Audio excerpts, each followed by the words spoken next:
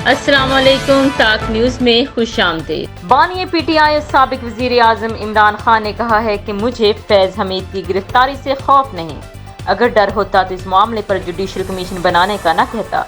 Adiala jail में सहाफ़ियों से गैर रस्मी गुफ्तगू करते हुए बानी PTI इमरान खान का कहना था कि एस्टेब्लिशमेंट से अपील है, मुल्क को तबाही की जानिब ना लेकर जाएं, मुल्क को बचाएं। उन्होंने कहा कि मैं जनरल फैज़ की गिरफ्तारी पर बिल्कुल नहीं डर रहा, अगर डरता तो जुडिशल कमीशन की बात ना करता। सोशल मीडिया और इंटरनेट पर पाबंदी लगाकर मुल्क का $5 मिलियन का नुकसान किया गया। हम पर नवाज शरीफ के इल्जामात की असलियत इकनॉमिक सर्वे ऑफ पाकिस्तान से वाज़ेह हो जाएगी। इमरान खान का कहना था कि चीफ जस्टिस ने हमारी 3 मजीद विकटें गिरा दी हैं। हमारे खिलाफ नया तोशाखाना रेफरेंस 23 नवंबर को चीफ जस्टिस के रिमार्क्स पर बनाया गया। ज़ेर समाअत रेफरेंस पर चीफ जस्टिस कैसे रिमार्क्स दे सकते हैं, हम समझते हैं चीफ जस्टिस ने रिमार्क्स देकर इस जज को वाज़ेह पैगाम दिया है। बानी PTI ने कहा कि ये सब कुछ सिर्फ चीफ जस्टिस की एक्सटेंशन और 2 तिहाई अक्सरियत हासिल करने के लिए किया जा रहा है।